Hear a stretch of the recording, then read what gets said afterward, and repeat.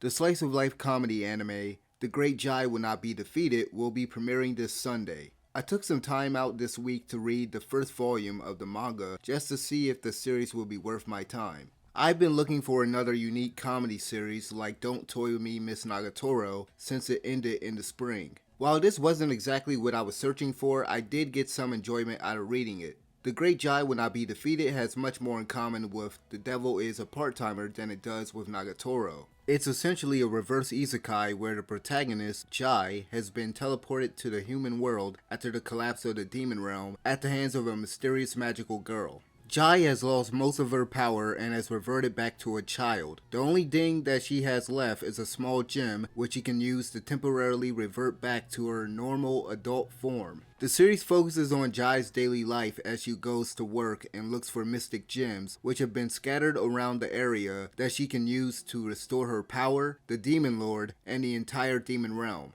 Volume 1 covers chapter 1 through 5 and each one is short, around 17 to 23 pages. Each chapter usually starts out by providing insight into Jai's life in the demon realm, which is typically contrasted or related to her current situation in the human world.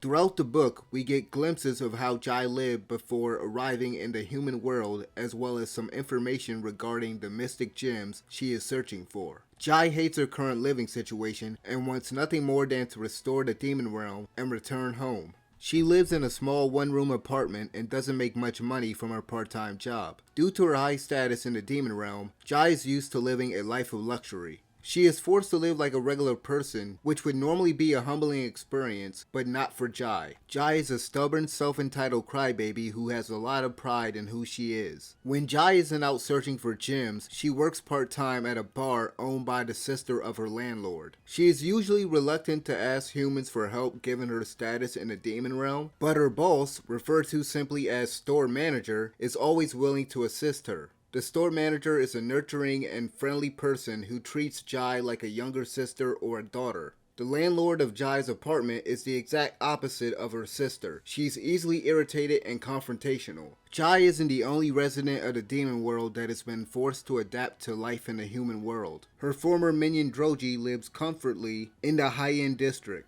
Much like the store manager, Droji is nice and friendly, but also extremely cheerful and quite gullible. She totally admires Jai to the point that she is oblivious to her scheme in chapter 2. Out of all the characters introduced so far, Droji was my favorite due to the character's jolliness and her character design. In general, the character designs look good and the artwork is great. The page composition was fine and I didn't notice any glaring issues with the dialogue in the translation that I read. There are some parts of the story that were kind of predictable, but the narrative isn't the huge draw of the series, so I wasn't expecting much. The comedy and slice of life elements are the most important, and in that regard, the first volume succeeds. I wouldn't go as far as to say this manga is hilarious, but I did chuckle quite a few times. I laughed the most while reading chapter 4, in which Jai tries to get out of paying rent. The back and forth between Jai and her landlord was very funny. Jai's expressions and dialogue is what really worked for me in that chapter. The same can be said for the last chapter, which also features an interaction between those two characters. Overall, The Great Jai Will Not Be Defeated looks to be an enjoyable entry within the reverse isekai comedy genre. The events of its story play out in a somewhat predictable manner, and it's definitely not as amusing or unique as something like Nagatoro or Kaguya-sama. If you're into reverse isekai or slice of life comedy anime, you might like this series. Jai's adorable childlike form and attractive adult form will most likely appeal to certain groups of people, let's just say. For me personally, it was just okay, but I might end up liking it more as an anime. If you've read this manga, let me know what you guys thought about it in the comment section below, and as always, thank you guys for watching. I'm out of here. Peace.